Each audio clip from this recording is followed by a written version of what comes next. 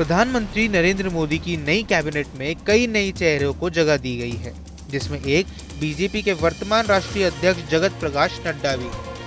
BJP अध्यक्ष के तौर पर जेपी नड्डा का कार्यकाल समाप्त होने वाला है।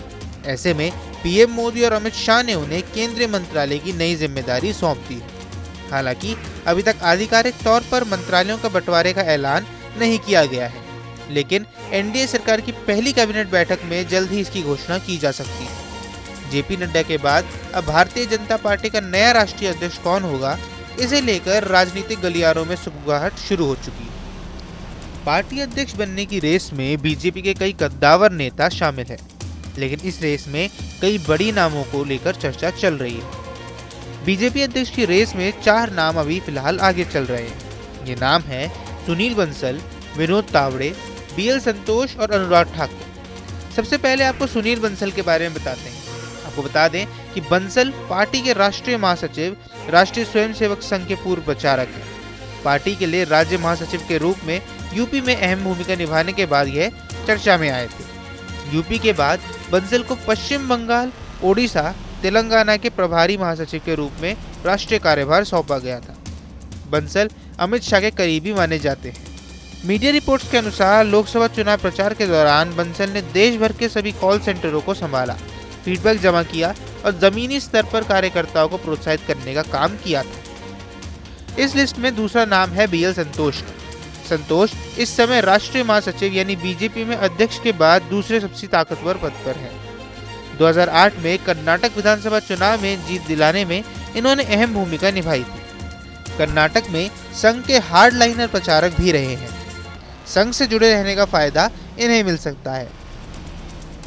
बीबीसी की एक रिपोर्ट में पार्टी के एक अधिकारी ने बताया कि 2014 और 2019 के लोकसभा चुनाव में बीजेपी के बूथ स्तर के कार्यकर्ताओं की संख्या 2 करोड़ से 11 करोड़ तक जा पहुंची थी। दक्षिण भारत के प्रभारी के तौर पर संबंधित राज्यों में बीजेपी के प्रचार की जिम्मेदारी इन्हीं पर है।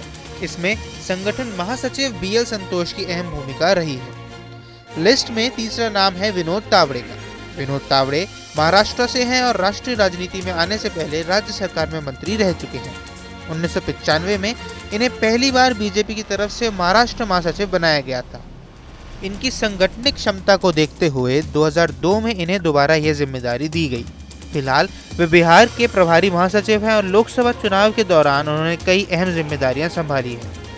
तावड़े 12वें और 13वें लोकसभा चुनाव में बीजेपी के समन्वय समिति के प्रमुख सदस्य थे। इनके बारे में कहा जाता है कि ये कुशल प्रशासक के साथ साथ कुशल संगठनकर्ता भी है।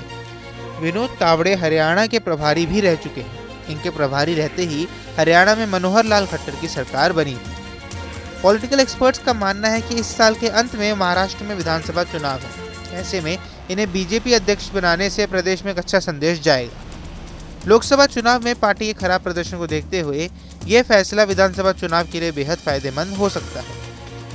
बीजेपी अध्यक्ष पद की रेस में चौथा और आखिरी नाम है पूर्व केंद्रीय मंत्री अनुराग ठाकुर का। अनुराग ठाकुर हिमाचल प्रदेश की हमीरपुर सीट से 5वीं बार चुनाव जीते हैं। मोदी सरकार में मंत्रिमंडल से बाहर रखे जाने के बाद में वो चर्चा में है। मीडिया रिपोर्ट्स में भी ठाकुर को राष्ट्रीय अध्यक्ष बनाने का दावा किया जा रहा है। 2008 में सक्रिय राजनीति में आने वाले अनुराग ठाकुर 2010 में भारतीय जनता युवा मोर्चा के अध्यक्ष बने और 2016 तक पद पर बने रहे। मोदी 2.0 में ठाकुर वित्त, कॉर्पोरेट अफेयर, सूचना प्रसारण और खेल जैसे मंत्रालय की जिम्मेदारी उठा चुके हैं। संगठन और सरकार दोनों का अनुभव होने की वजह से उन्हें इस पद का मजबूत दावेदार बताया जा रहा है।